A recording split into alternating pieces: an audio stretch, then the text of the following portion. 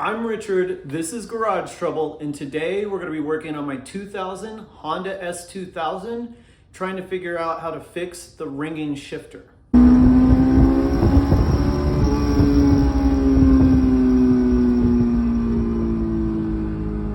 the car out of gear, 14 mil, counterclockwise. There we go.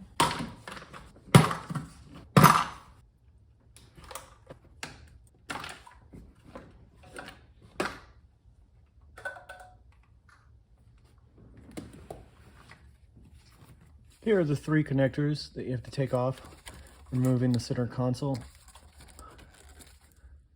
All right, now we're going to remove the shifter isolator. It's just this piece of foam that goes around it. I got a replacement a while ago from LHT Performance. The other one was, the OEM one was just falling apart. Then we're going to take a flathead screwdriver. We're going to find there's these little tabs, little arrows. There should be 3 of them, I think. 4 of them, it looks like. Yep. And then put a wedge the flathead in between the rubber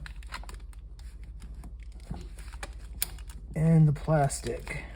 Oh, there it is. There we go. Yep. And then, well, let's actually do it first.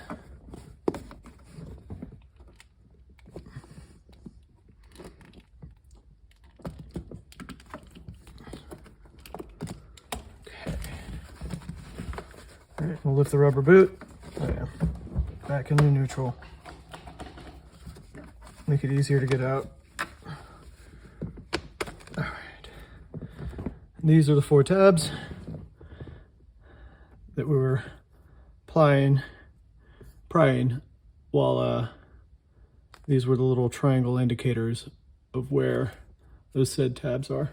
Set that aside. Right. Now we need to get access underneath this rubber bit to 3 bolts. There's one there.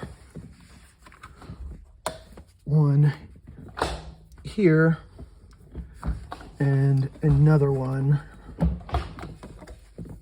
over here. All right, got a ratchet with a 10 mil and an extension. I'm just gonna move the rubber boot. Just initially break them loose. I don't know how we're gonna get access to that one. Put the car, there we go. Easier to put it in first.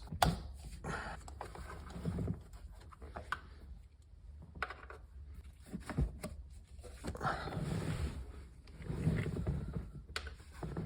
right, and there's, I believe this is under tension, so there should pop up once the final bolt is released. Yep, there we go.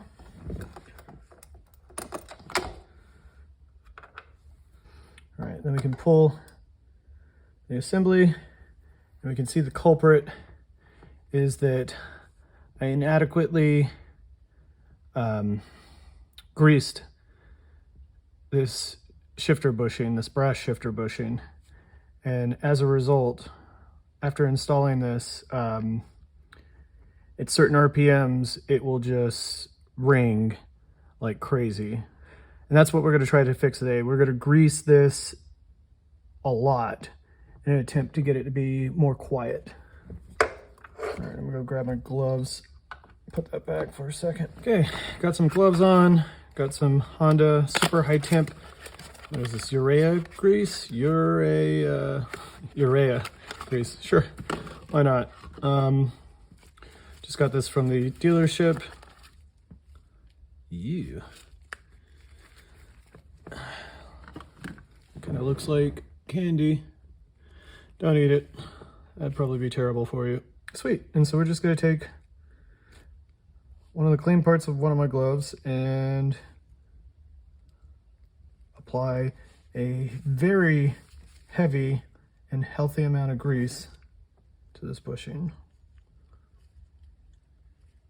Now I don't know how much I need to apply here, which is why I got it wrong the first time. So I'm just gonna do a whole bunch of it, and we will learn through trial and error. I don't know, what do you think? Maybe? I know this might seem excessive, but forum said this was it, and the sound started occurring right after I installed this brass bushing. Hopefully it's not the brass bushing itself, and it's just my poor job of greasing this. Now we're gonna do a partial reinstall. Take the car out, rev it up, make sure that works, and then if not, we will grease down all the things. So we're trying to line up these notches, the triangle-ish piece, all, yeah, 2 notches go there, triangle piece goes like that. Also let you know which way the shifter was facing because I didn't mess with it much. Feels like it's gotten in. Yep, you can push it pretty easily. We'll grab bottom bolt, see if we can massage that into place. The notches are lined up. Now I need to line up the triangle piece. That appears to be shifting, which is not what we want. Seems to be the appropriate place. So it's an issue of the, there we go. Oh wow. Lined up the rubber bit, the plastic bit and everything, and so it just kind of fell into place. That was too easy, I feel. Did I get it right? Yeah, this plate shifts a lot, so it is a little difficult, but I think if you hold the shifter still, what is the best way to go about this? Let's use process of elimination. Can I push the plate down with my left hand, hold it in place with my left hand, and then line up the bolt with my right hand? Maybe. It's close, it's not there yet. Patience is a virtue, especially right now. I can see how this could get real frustrating quick. Nope, that was close. All right, let's see if we can identify a better way of doing this.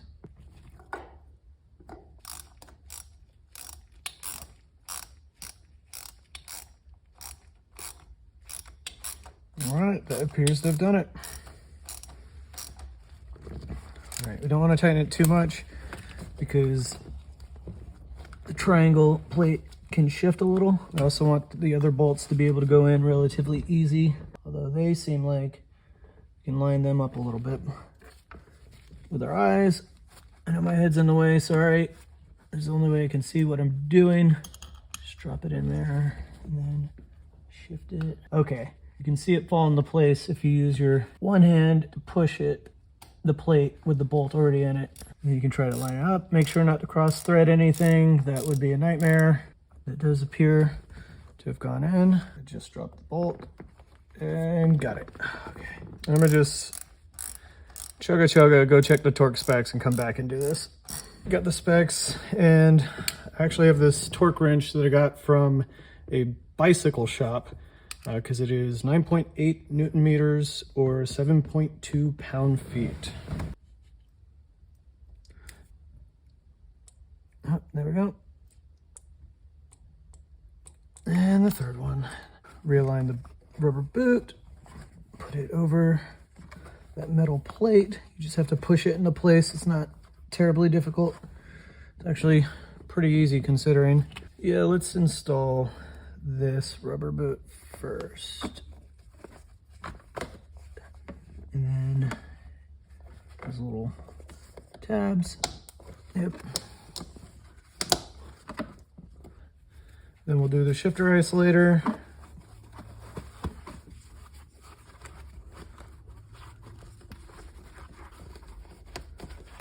And you know what, I'm gonna do a full reassembly.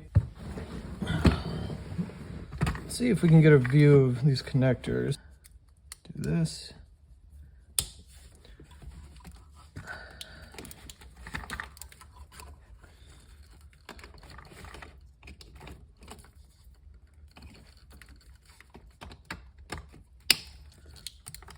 that one will have to be connected once it's on.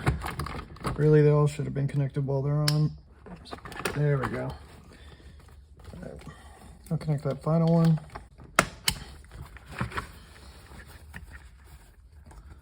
All right. Okay, I'll just pop this back into place.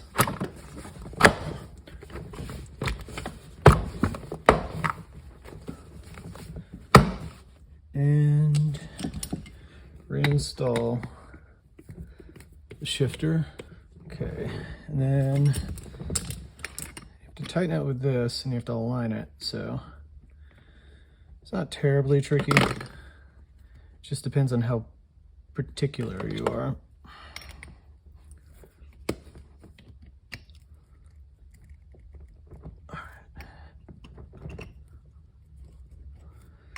And you're turning, yeah, counterclockwise. And then that is installed, and we're about to go run the car, see what happens. For anyone looking, here's the page from the book with all the torque specs and the assembly. All right, so I just took the car out for a spin to see if I fixed it, and it's still ringing, which means I should have followed up with the forums and made sure I understood what was going on. So we're gonna try to do this again. All right, so we're gonna wipe this down, try to get as much of the old grease out before we re-grease it. 20/80 rule, I'm not gonna clean up every single last bit, but I'm gonna try to get as much as I can. Now, let's get as much of this stuff on here as we can. As you can see, quite lubed up. Now we'll move on to the bushing, and let's get just a ton of this stuff, cake the outer edge. Let's not forget that this is actually going in here, so we're gonna pull the spring and wipe down in there, and well, it seemed to do a little bit of work. Let's clean up the spring. We'll hit it with new grease. Right now, just grease everything.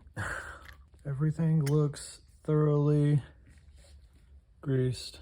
What do you think? I have, to my knowledge, not cut corners and done the best to my abilities, or at least my understanding. Reassembly is the same as before. Now we're done, and get everything ready to take the car out, see if that worked. Nope, still a ring there. Son of a bitch. Okay, so to go over what we did, we greased the shifter bushing, reassembled everything, took the car out, it still rang. So then we completely disassembled everything again, cleaned up the shifter, re-greased everything, and still got the sound. Sometimes things don't work out. This is one of those circumstances. Yeah, I don't know what the issue is. It might be related to the brass shifter bushing. Maybe it's user error and I didn't grease things appropriately. Or maybe I just needed to rebuild the shifter. So I'm gonna buy some OEM parts, get them swapped on, and see if that fixes it.